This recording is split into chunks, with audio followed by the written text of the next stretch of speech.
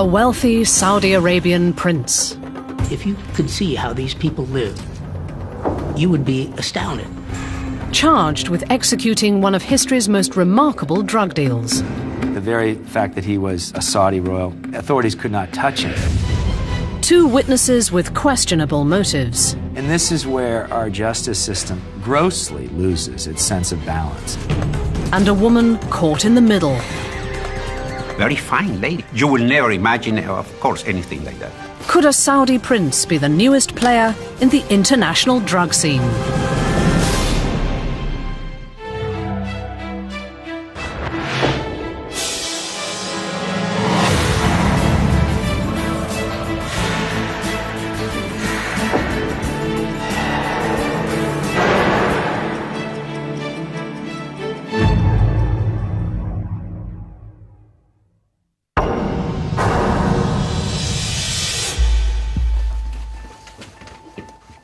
A squad of narcotics police moved quietly through the halls of a nondescript house in Noisy-le-Sec, a grey industrial suburb just 6 miles from the centre of Paris. At the arranged time, the police forced their way in. They found almost a ton of cocaine. It was the largest shipment of the drug ever seized on French soil.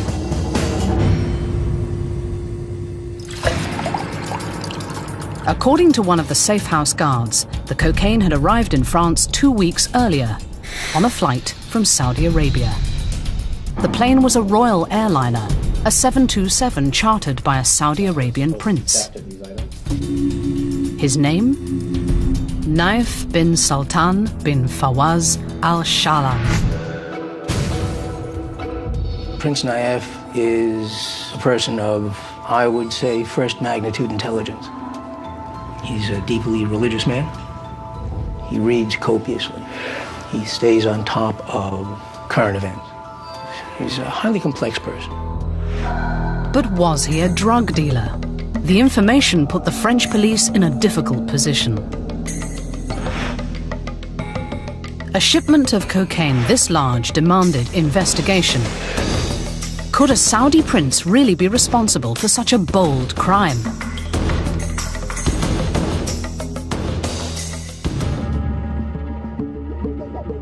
The Saudi royal family has ancient roots, but very modern wealth and power.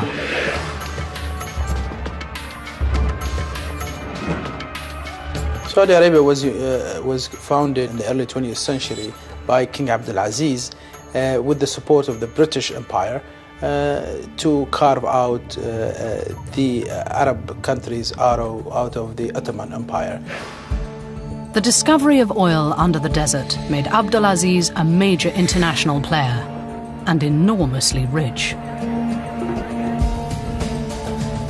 And now it is one of the largest countries in the Middle East with the largest amount of oil in the globe and with substantial influence politically, culturally, and religiously. The king took more than a dozen wives and fathered more than 40 sons. Naif al-Shahlan, he is married to the daughter of the son of King Abdulaziz, the founder. He is a prince not because he was born one. He is a prince out of marriage. The bigger, the larger Al Saud tribe is in excess of 30,000 people. And every one of them is born with a golden spoon or several golden spoons in his mouth. Saudi princes are famous for the opulence of their lifestyle. Palatial homes, private jets, sprawling holiday homes, and extravagant shopping sprees. And even though Prince Naif is far from the throne, his way of living is just as privileged. Somebody like Naif al-Shahlan, you're talking about tens of millions, if not hundreds of millions of dollars. So the amount is beyond belief.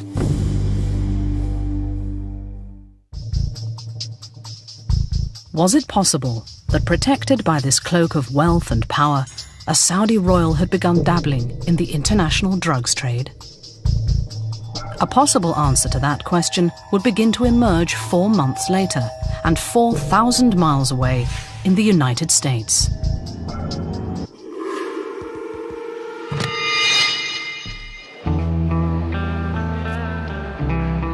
In October 1999, the US Drug Enforcement Administration, or DEA, was concluding a major investigation called Operation Millennium. With the cooperation of the Colombian government, the US was arresting dozens of top-ranking drug traffickers. Helping the DEA was an unusual go-between, a charming and persuasive man of mystery called Baruch Vega. Baruch Vega was an intermediary between the US Justice Department and Colombian drug traffickers. And 2 drug traffickers that Baruch Vega knew were Carlos Ramon and Juan Gabriel Usuga. Usuga and Ramon were possibly 2 of the most successful drug traffickers ever to come out of Colombia. Each man was blind in one eye, which was how they got their nickname, the Cyclops Brothers. It was Baruch Vega who arranged for Carlos Ramon and Juan Gabriel Usuga to come to the United States and enter into their plea bargains with the Justice Department. The Cyclops brothers were ready to divulge their supposed drug-dealing secrets in return for reduced sentences. And there was one deal in particular that Carlos Ramon wanted to talk about, a drug smuggling job in 1999. He says, I was a direct participant in this drug exportation. He says, I was dealing directly with an Arab prince. When the merchandise arrived to Paris, part of the merchandise was seized in France. For the DEA agents, there was a simple way to check this extraordinary tale: by talking to their counterparts in the French government. The story appeared to be true. The French authorities confirmed a drugs bust in a Paris suburb where almost a ton of cocaine had been seized. In the United States, investigators believed that they could now trace the journey of a major shipment of drugs from Bogota to the outskirts of Paris. And the man behind the deal? Prince Nayef al-Shallan.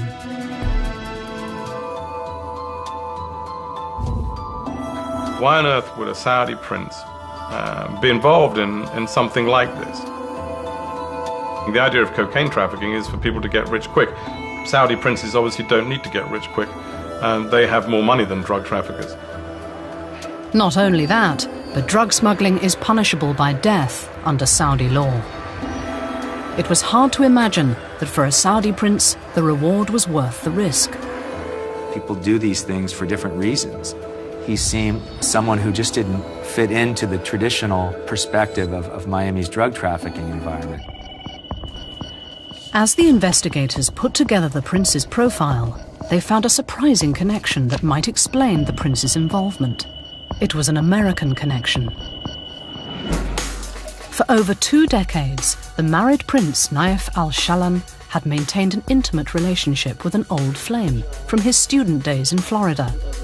An old flame who had ties to Colombia and the Cyclops brothers. And so you began to see how it was more plausible historically how he could have known her and then maintained a relationship with her over the years and then ultimately had reconnected with her. Her name was Doris Mangieri, and she lived outside Miami. The Drug Enforcement Administration had a new target, apart from the mysterious prince, his lover. By April 2000, agents at the US Drug Enforcement Administration believed that they were hot on the trail of a highly unusual drug trafficker, Prince Nayef al-Shallan, a member of the Saudi royal family. Connecting him to the crime were a pair of Colombian drug runners who had turned themselves in to the authorities, the Cyclops brothers, Juan Usuga and Carlos Ramon. They were looking to work off a long sentence in a separate drug conspiracy, drug trafficking indictment, unrelated to this. The tale spun by the Colombians for the DEA was an extraordinary one. They claimed that the whole deal, where 2 tons of cocaine was smuggled into France, was masterminded by a mild-mannered Miami estate agent called Doris Mangieri.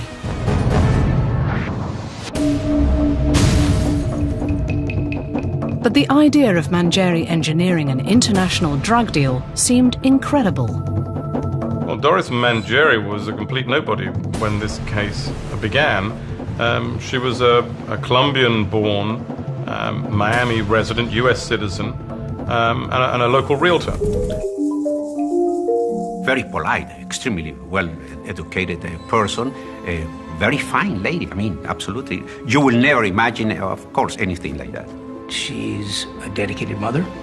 She's an accomplished businesswoman, a very gentle woman. And she doesn't have a dishonest bone in her body. And yet, the Colombians maintained that Doris was the linchpin of the drug shipment. Miss Mangieri's role in this whole thing seems almost as fantastical as Prince Naif's role in this whole thing. But then once you started to see how they had a history together, it didn't shock you as much.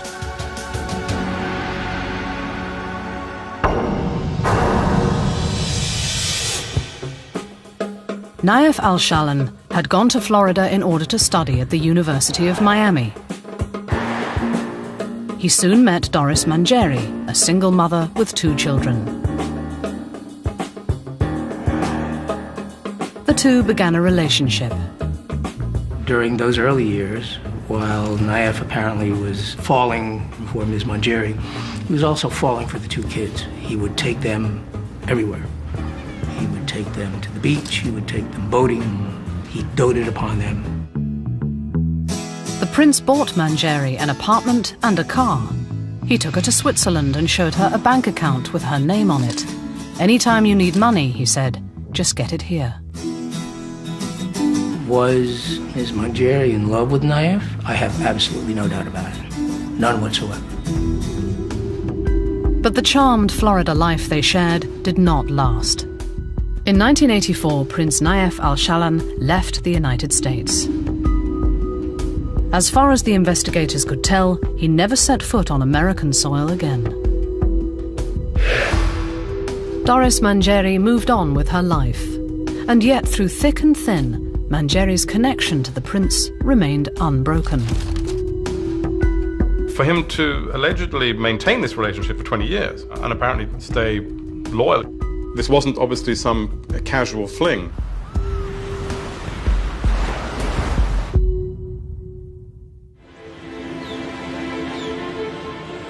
By 1998, Doris Mangieri was twice divorced with 4 children. She had settled into the comfortable world of Miami's upper middle class. She was living in what was described as $1 million house in Coral Gables, which is a very old, fashionable suburb of Miami, and she was living a very good life. Maybe it lacked a certain excitement, I don't know. Whatever Doris's reasons, the Colombians alleged that she made overtures to them about a possible drug deal. The Colombians said that Doris contacted them through a go-between, an old friend from her years in Colombia called Ivan Lopez. Ivan Lopez and Doris Mangieri knew each other going back into the 70s. Lopez knew Usuga, and it was through Lopez that Mangieri came to know Usuga and then ultimately Ramon. Mangieri hinted that she could introduce them to a major international investor, a Saudi Arabian prince. They knew that Mangieri was involved with somebody who was a part of the innermost circle of the Saudi royal family.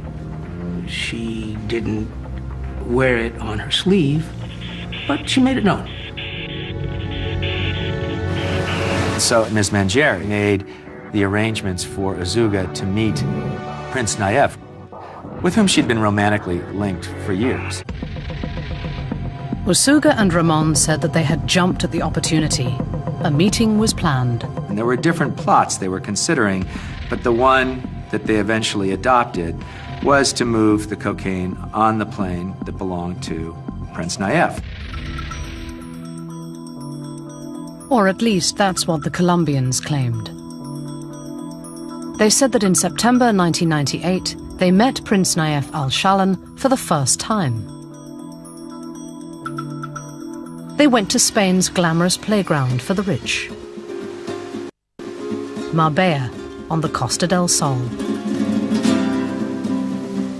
The initial meeting in Marbella is where they had talked in theory, if you like, about the possibility of doing some business. According to the Colombians, the meeting went so well that the group decided to work together. A plan was soon formulated. And they hatched this idea of using the Prince's 727 jet airplane to move cocaine from Colombia through Caracas to Saudi Arabia and then to Paris for the purpose of distributing a couple of tons of cocaine in Europe. And that's how this whole thing began. In December 1998, Prince Nayef invited the group to Saudi Arabia for a meeting in the desert and to allegedly discuss the details of the drug deal. Well, supposedly the trip out to the desert was key. The meeting conjured up a scene from the Arabian Nights, complete with air-conditioned Bedouin tents, extravagance and luxury. The meeting in the desert was allegedly where everything, if you like, came together. That they would do this shipment of 2 tons of cocaine from Colombia via Venezuela using the Prince's jet. The Prince's access to a chartered plane was key to the whole operation. There was no way anybody could have ever searched that plane to find that cocaine because he was off limits. And so it was like the perfect smuggling device, you know, to move the cocaine from Colombia to Saudi Arabia. He thought because of his status as a prince that would allow him to do whatever he wants, and his plane would not be searched and they will never find the drugs. As a test run, the group allegedly decided to fly 2 metric tons of cocaine, 4,400 pounds, on the Prince's plane. The Colombians could sell a load that size for $36 million. The Prince's share could be as much as $15 million.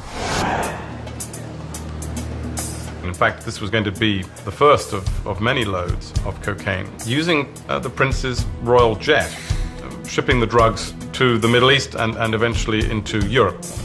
It was an around-the-world operation, from Venezuela to Saudi Arabia to France, over 10,000 miles in total.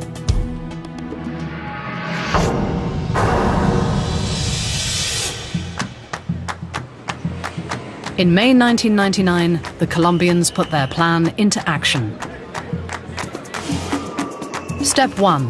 Prince Nayef flew on his private plane to Venezuela, where he attended an oil conference, a seemingly perfect alibi. The next step was to get the cocaine across the border from Colombia into Venezuela and onto the Prince's plane. You know, U.S. authorities were cracking down so hard on Colombians moving their shipments out of Colombia to Venezuela, to destinations north. So Juan Usuga came up with a plan. He found a company that shipped truckloads of Colombian potatoes into Venezuela. And he arranged a slight adjustment to one of their loads. And they were able to camouflage the 2,000 kilograms of cocaine under the potatoes. Since there are hundreds and hundreds of trucks going through the border every day, obviously no one is going to pay attention to another load of potatoes, especially potatoes. According to the Colombians, the truck crossed the border into Venezuela without incident and made its way to a warehouse outside Caracas. There the cocaine was unloaded packed into suitcases and reloaded onto a second truck supplied by the prince. With that small truck, they follow a parade of cars to the plane that were waiting at the ramp at the Maiquetía airport in Caracas. The alleged drug-filled suitcases were then loaded onto the prince's plane. And, the plane supposedly had been upgraded tremendously. There was a space where you could place the cocaine. On the 13th of May, the prince himself boarded the plane. And the jet, allegedly with the drugs on board, flew back to Saudi Arabia.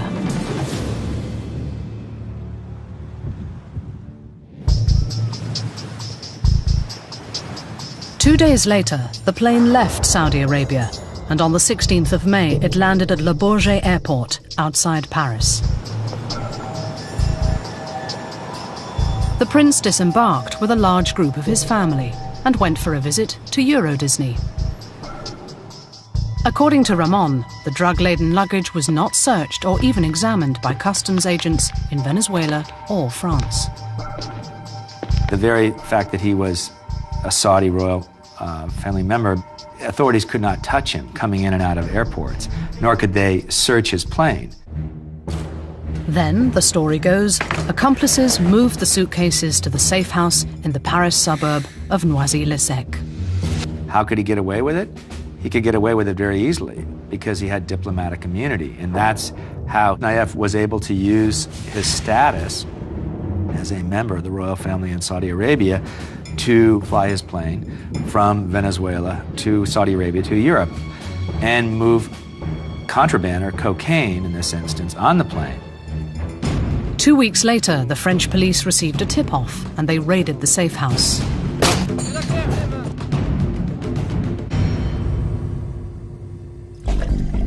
Swept up in the initial raid was the chemist hired by the drug traffickers to weigh and measure the cocaine.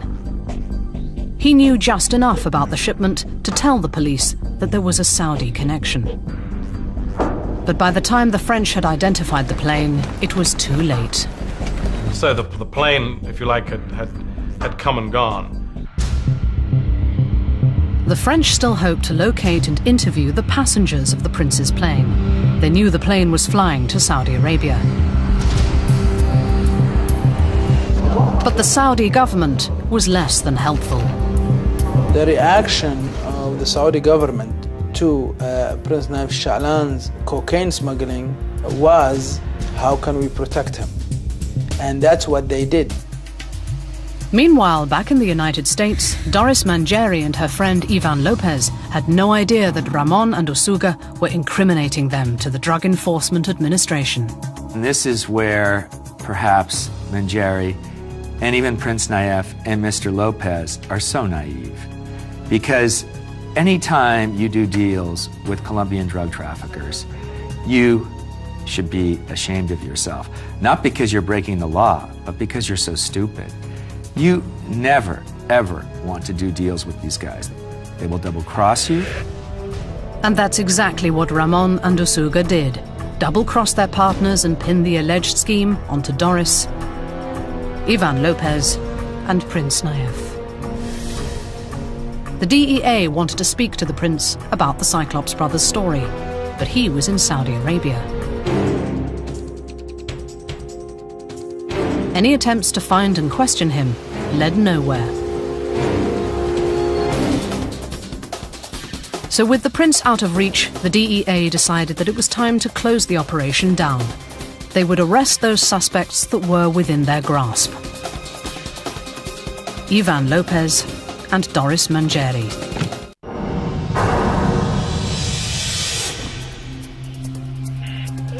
On a summer morning, Drug Enforcement Administration, or DEA agents, in assault gear, surrounded a pleasant, affluent house in Coral Gables, Florida. The agents were certain that the owner of the house, Doris Mangieri, was a pivotal player in a drug smuggling operation that had landed the biggest ever shipment of cocaine on French soil. Her collaborator, they believed, was Prince Naif Al Sha'lan, a member of the Saudi royal family. The prince himself was safe in Saudi Arabia. So the agents would have to settle for Doris. The DEA execution of the search and arrest warrants on Ms. Manjeri's house is the kind of stuff of which cop TV shows are made. Ms. Manjeri was starting her morning. One of the agents made what is called a finger call to her house just to make sure that she was home. Manjeri picked up the phone. Hello? Hello? The caller hung up. The assault team moved closer and closer. Moments after that, a gang of DEA agents went through the door. It was a horror show. The DEA arrested Manjeri.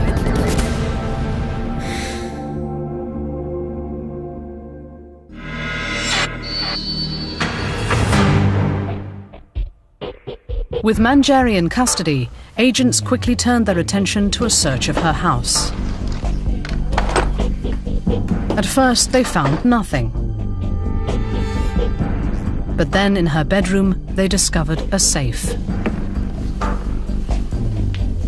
Inside, the agents found exactly what they were looking for. A cache of Doris's numerous passports and a stack of secret photographs from the meeting in the Saudi Arabian desert. Fairly astonishing photographs, pictures of this prince in flowing robes in the desert, surrounded by these other characters in the story, the Colombian drug traffickers, and Doris as well. The photographs were a crucial discovery. Proof that Asuga and Ramon's story was at least partially true. Doris and the prince had met with them in the desert of Saudi Arabia. And the passports reinforced the DEA's theory that Doris Manjeri was a woman with plenty to hide.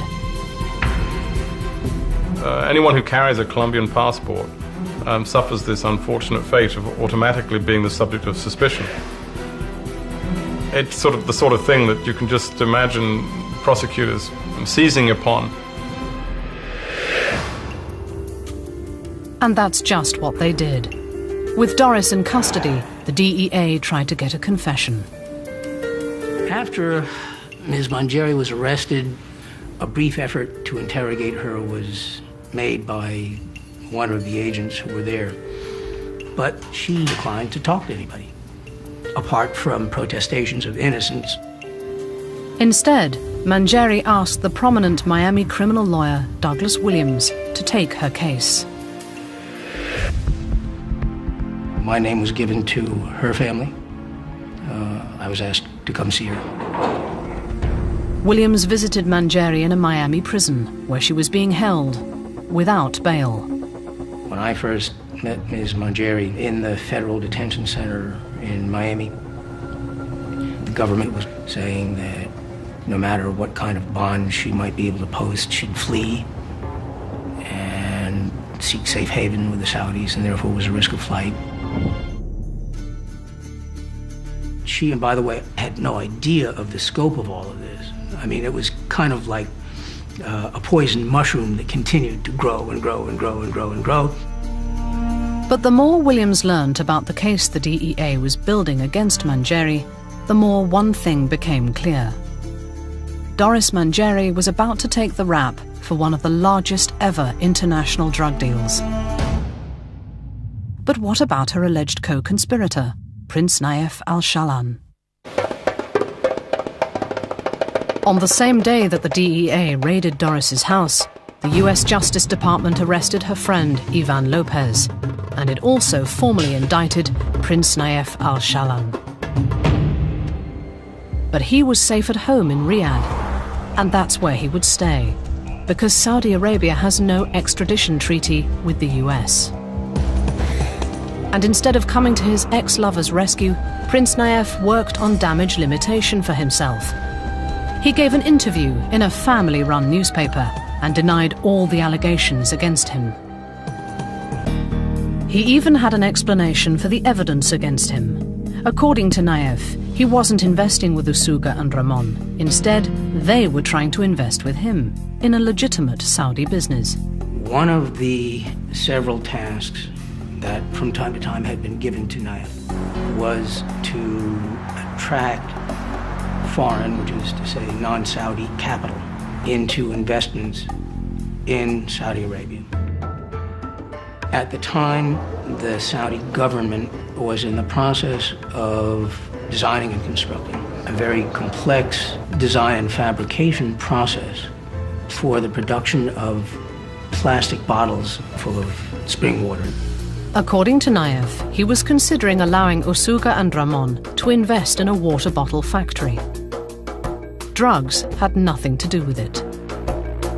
At one point, Naif mentioned in passing to Manjeri the fact that he was in the hunt for foreign investors. Manjeri mentioned it to Lopez. Lopez apparently mentioned it to Usuga. Usuga expressed a desire to get involved as an investor in this Saudi petrochemical project. Naif's alibi was nearly flawless. He admitted to the undeniable facts, the meetings with known drug dealers in Spain and in the desert. But he gave those facts an innocent and plausible explanation. And he said that when he got the first whiff that the Colombians were shady characters, he was the one who pulled out of the deal. With the prince far out of reach, the prosecutors in Miami continued to build a case around the only people in custody, Doris Manjeri and her friend Ivan Lopez. In March 2005, the federal government put the pair on trial.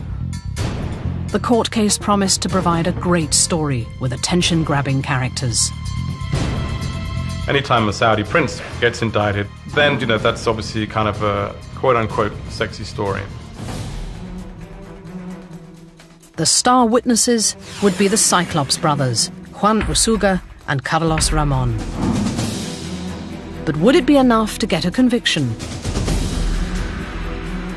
Or would the jury decide that it was the Cyclops brothers that had been lying?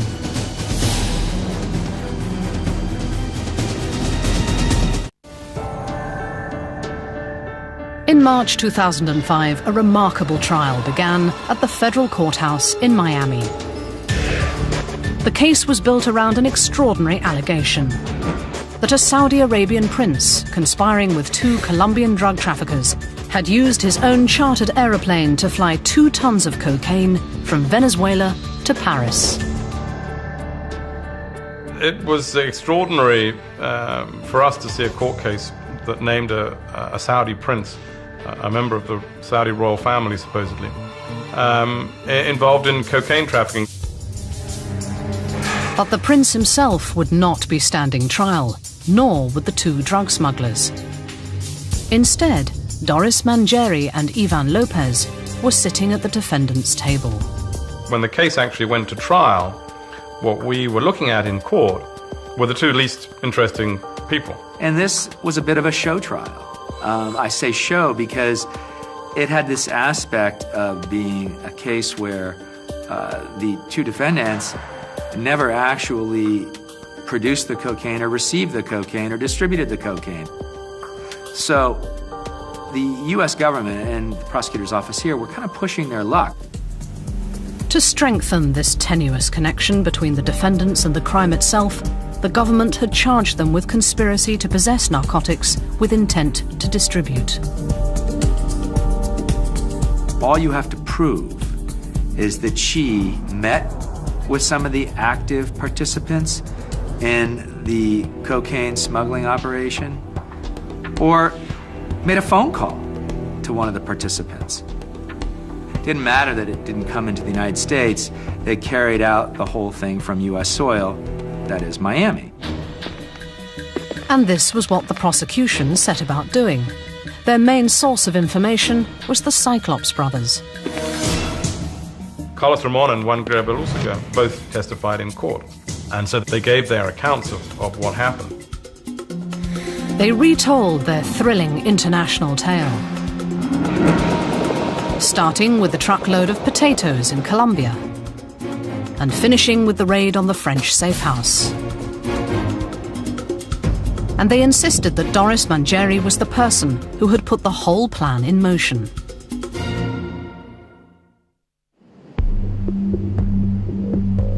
It was a gripping story, and it had to be, because it was more or less the prosecution's whole case. There was no eyewitness testimony, no forensic testimony. No evidence as to how the cocaine got into the alleged possession of Al-Shalan. There were no witnesses in court to explain their role in how the potato shipment ended up on Al-Shalan's plane. That was all hearsay. That meant that the government's case rested almost entirely on the shoulders of two admitted drug traffickers. Douglas Williams naturally figured that if he was able to put a doubt in the mind of the jury about who these characters were, he could seriously undermine the government's case. So Mangieri's lawyer, Douglas Williams, reminded the jury that Usuga and Ramon were drug dealers, testifying against Doris Mangieri in return for lighter prison sentences. They will say anything in order to reduce their own criminal exposure, satisfy their prosecutorial and agent handlers, and do whatever they have to do. Oh, they'll eat their children live if they have to, in order to avoid that kind of thing. People like Usuga and Ramon don't care about anybody but themselves. But perhaps Williams's best defense was Doris herself. I remember she looked very sort of rather defenseless, long flowing hair in a very straightforward trouser suit, not your typical looking drug trafficker. Doris began by describing her 20-year relationship with Prince Naif.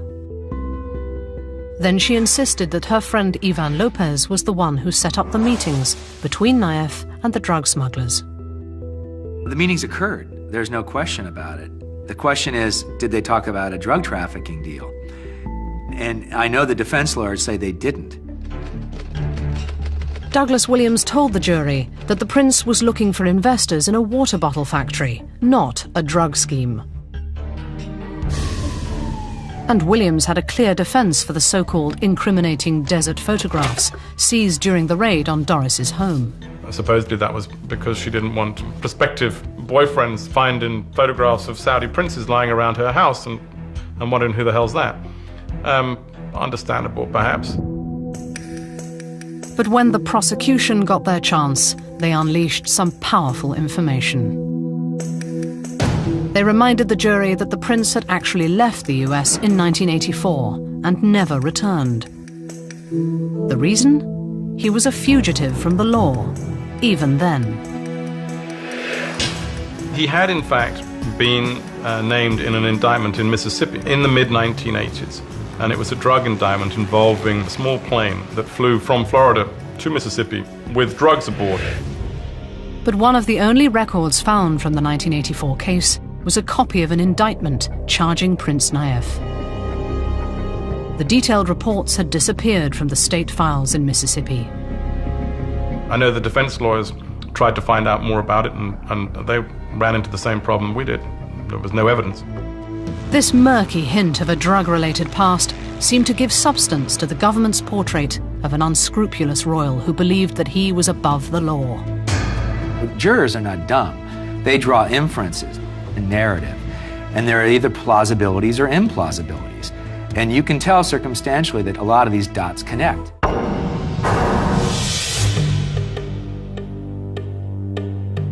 After deliberating for 8 hours, the jury returned its verdict. Guilty. Doris Mangieri was devastated. To say that I was surprised and rocked back on my heels by it as she would be an understatement. Neither of us expected it. In July, the judge sentenced Doris Mangieri to 24 years in prison for her role in the conspiracy. Ivan Lopez, her friend and co-defendant, got 23 years. Their fellow conspirators, Juan Usuga and Carlos Ramon, had secured extraordinarily light sentences. In exchange for their testimony, the federal authorities slashed the Cyclops brothers' prison terms. Ramon, who procured the cocaine, served less than 3 years. Usuga, who masterminded the plan, served less than 2. Doris Mongeri, on the other hand, wound up sitting in jail for conduct that wasn't criminal.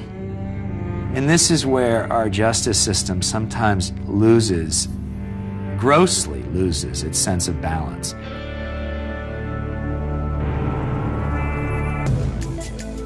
In 2007, the French government finally put Prince Naïef Al-Chalan on trial in a courtroom north of Paris. I don't know who, if at all, was representing Naïef in the French proceedings. The prince did not attend.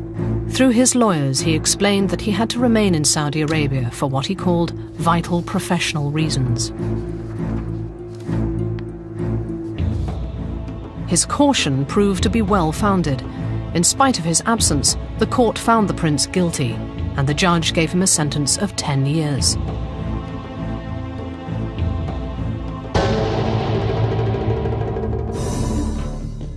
Prince Naïef has not returned to France to serve his sentence.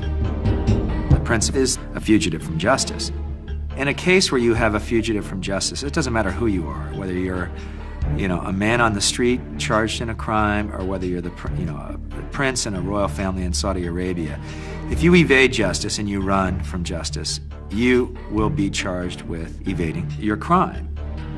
And the crime here is, of course, drug conspiracy. The prince was safe in Saudi Arabia, and that's where he would remain, out of reach of the law. But for Doris Mongeri and Ivan Lopez, it was too late. In the end, the two people who were bit players in this whole thing, Miss Mongeri and Mr. Lopez, they end up almost getting 24, 25 years in prison, as if they had been bringing tons of cocaine into the United States for years and years and years.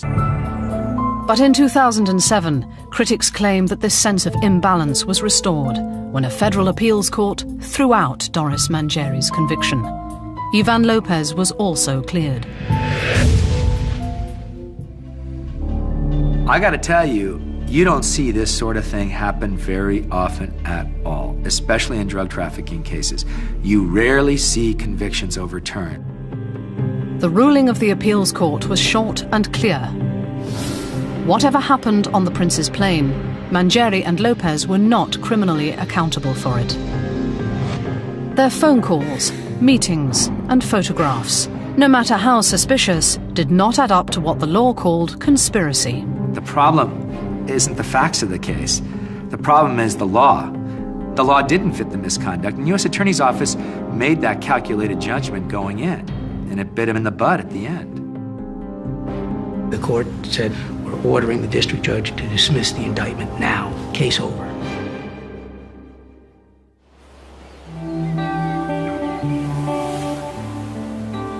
On the 16th of August 2007, after 5 years behind bars, Doris Mongeri was set free. The federal government did not appeal the ruling. Although they can't meet on American soil, the prince and Doris Mongeri are probably still in touch.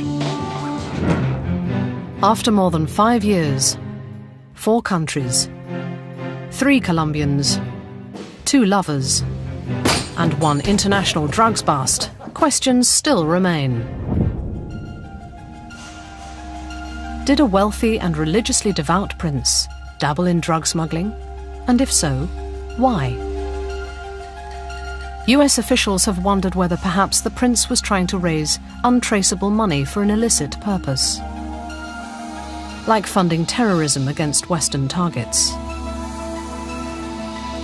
Using drug proceeds to finance terrorist activity is very common in the modern era. It's been going on for decades and decades and decades. Whether the prince was involved in that kind of activity, It's anyone's guess. It's a dramatic theory, and many are not convinced by it. It just doesn't wash. It doesn't make it for a variety of reasons. They weren't anti-American. They weren't anti-Western. But there's another theory to justify the prince's involvement. Greed. A prince with $50 million asset, he looks at the other prince with $200 million asset and he says, well, I should get more. And how do you get more? Let's control the drug smuggling business. Prince Nayef al-Shallan continues to deny all the charges against him. For the governments that wanted to put him behind bars, the prince has proved to be too elusive a target. For now. There will always be that warrant as a fugitive, and there will always be that indictment hanging over him. And if he decides to go to Europe or come back into the United States and get stopped, he, without question, will be brought to South Florida, to Miami, and he will be tried on these charges.